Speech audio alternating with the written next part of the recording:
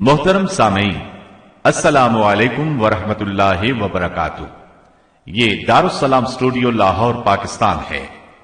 اس بار ہم آپ کے لیے پیش کر رہے ہیں قصص الانبیاء۔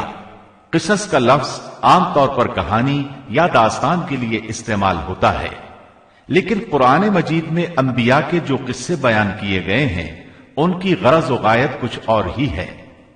اللہ تعالیٰ نے انسانیت کا آغاز فرماتے ہی انبیاء کا سلسلہ شروع فرمایا۔ انبیاء اور رسول پے در پے آتے رہے۔ کہا جاتا ہے کہ رسولوں کی تعداد 300 سے زائد ہے اور انبیاء کی تعداد 1,24,000 سے زائد ہے۔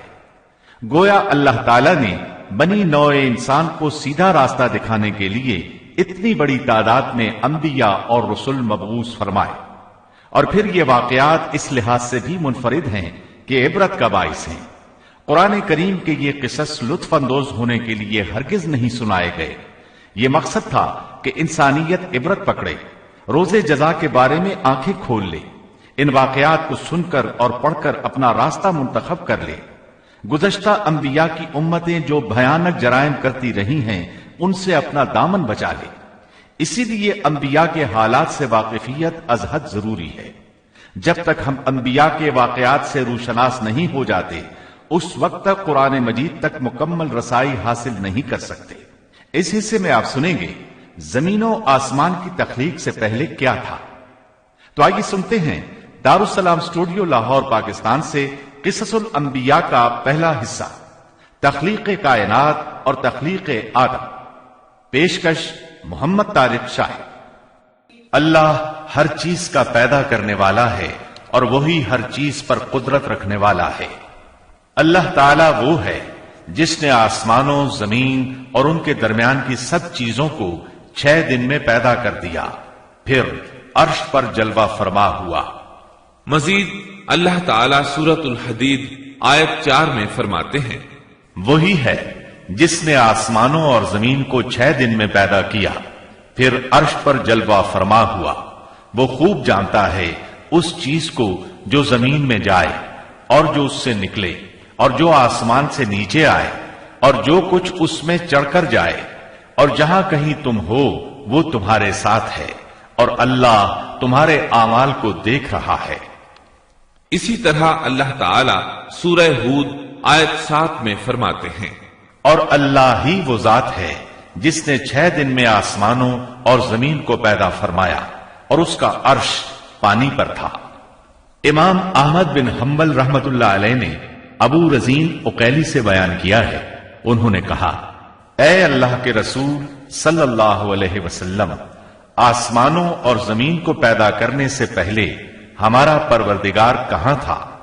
آپ نے فرمایا عما میں تھا، یعنی اللہ کے سوا کچھ بھی نہ تھا، نہ اس کے اوپر ہوا تھی اور نہ اس کے نیچے ہوا تھی، مطلب یہ کہ کچھ نہ تھا، پھر اس نے پانی پر اپنا عرش پیدا کیا۔ گویا یہ تھی مخلوق کی ابتدا۔ امام احمد، امام ترمذی، امام ابو داود اور بہت سے دوسرے محدثین رحمہم اللہ نے سیدنا عبادہ بن صامت رضی اللہ عنہ کی روایت بیان کی ہے۔ وہ کہتے ہیں، میں نے رسول اکرم صلی اللہ علیہ وسلم کو فرماتے ہوئے سنا، آپ فرما رہے تھے، بلا شبہ اللہ نے سب سے پہلے قلم کو پیدا کیا، پھر اللہ نے اس کو حکم دیا لکھ، چنانچہ وہ اسی وقت چل پڑا اور قیامت کے دن تک ہونے والی ہر چیز لکھ دی۔ یہ اللہ تعالی کا علم تھا جس کو قلم نے اس کے حکم کے مطابق لوح محفوظ پر لکھا۔ امام مسلم رحمت اللہ علیہ نے سیدنا عبداللہ بن عمرو بن عاص رضی اللہ عنہما کی روایت بیان کی ہے، اس میں سب سے پہلی چیز کے بارے میں وضاحت کی ہے اور جمہور فقہا کی رائے بھی یہی ہے۔ عبداللہ بن عمرو رضی اللہ عنہما بیان کرتے ہیں، میں نے سنا آپ فرما رہے تھے، اللہ تعالیٰ نے آسمان و زمین کی پیدائش سے 50,000 سال پہلے تمام مخلوقات کی تقدیریں لکھ دیں، اور اس وقت اس کا عرش پانی پر تھا۔ اس حدیث مبارک سے واضح ہو گیا کہ سب سے پہلے پانی اور پھر پانی پر عرش پیدا کیا گیا، پھر قلم کی پیدائش ہوئی، اس نے تقدیر تحریر کی، پھر آسمان اور زمین کی تخلیق ہوئی، اور جس حدیث میں آیا ہے کہ ابتدا میں قلم کو پیدا کیا گیا، اس کا مطلب یہ ہے کہ اس جہان کی مخلوقات میں سب سے پہلے اس کا نمبر ہے، نہ کہ باقی تمام جہانوں کی مخلوقات میں پہلا نمبر ہے، اور اس کا تذکرہ بخاری شریف کی اس حدیث میں ہے۔ یمن سے آئے ہوئے ایک وفد نے رسول اللہ صلی اللہ علیہ وسلم سے کہا، ہم آپ کے پاس دین کی سمجھ اور ابتدائی خلق کے بارے میں پوچھنے کے لیے آئے ہیں، یہ کہ سب سے پہلے کیا چیز تھی؟ آپ نے فرمایا، اللہ تھا، اس سے پہلے کوئی چیز نہ تھی، اس کا عرش پانی پر تھا، پھر اس نے لوح محفوظ پر ہر چیز لکھ دی، اور آسمان اور زمین کو پیدا کیا، یعنی ابتدا میں پانی پر عرش کی تخلیق ہوئی، پھر قلم کی پیدائش ہوئی، اس نے سب کچھ لکھ دیا۔ علماء کرام کا بیان ہے، قلم کے فوراً بعد لوح محفوظ کو پیدا کیا گیا، چنانچہ قلم نے لوح محفوظ میں ہر چیز لکھ دی۔ اس کے بعد کائنات کی باقی مخلوقات اور آسمان و زمین کی پیدائش معرض وجود میں آتی گئی۔ اشیاء کی پیدائش والی ترتیب میں علماء کرام کے کئی اقوال ہیں، اور ہم نے آپ کے سامنے جمہور علماء اور فقہا کی پسندیدہ اور راجح ترتیب پیش کی ہے۔ آسمان اور زمین کی مخلوقات کی ترتیب کیا ہے، اس بارے میں امام مسلم رحمت اللہ علیہ نے سیدنا ابو ہریرہ رضی اللہ عنہ کی روایت پیش کی ہے۔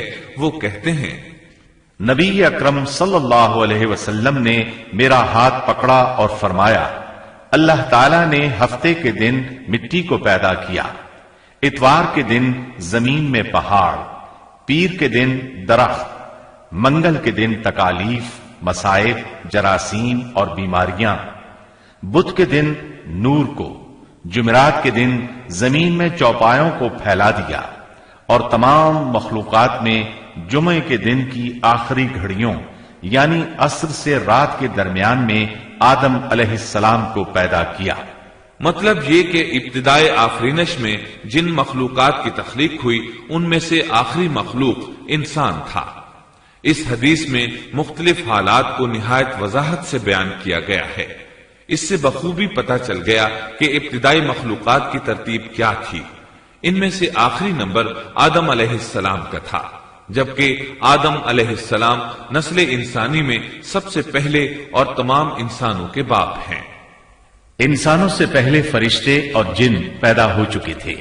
صاحب عقل مخلوقات میں سب سے پہلا نمبر فرشتوں کا، دوسرا نمبر جنوں کا، اور آخری نمبر انسانوں کا ہے۔ فرشتوں کا اصل ٹھکانہ آسمان ہے۔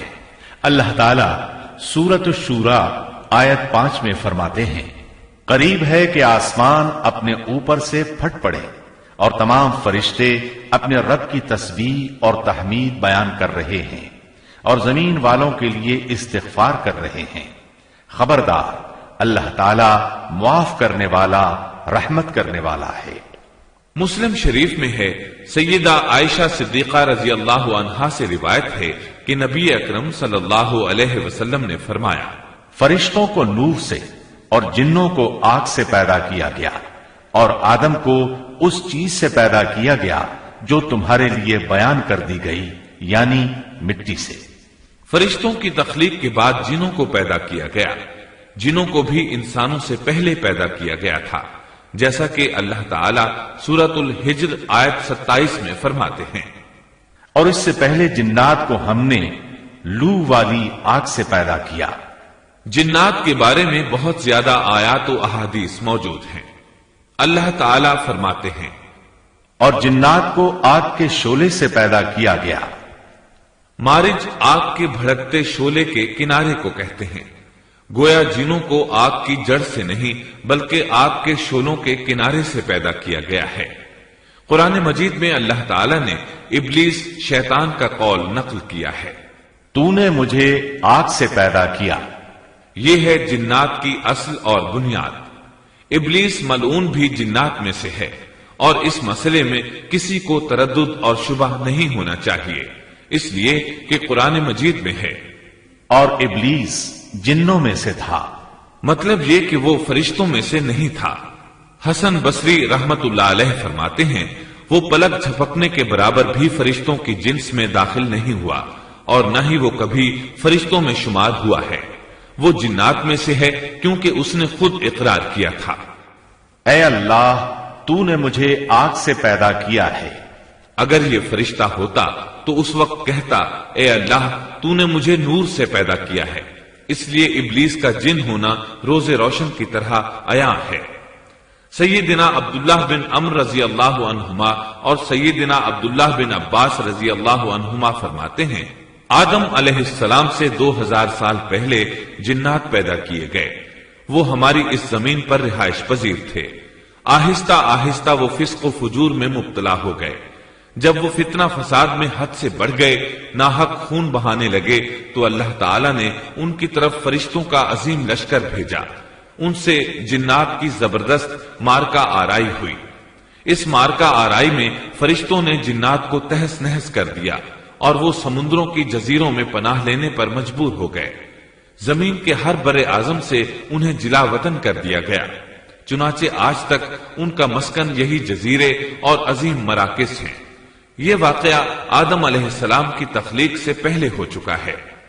احادیث مبارکہ میں ہے کہ ابلیس ملعون کا ایک تخت ہے اور وہ تمام جنات کا سردار اور حکمران ہے، اس کا شاہی تخت پانی پر ہے، اگرچہ اس کی متعین جگہ ہمیں معلوم نہیں۔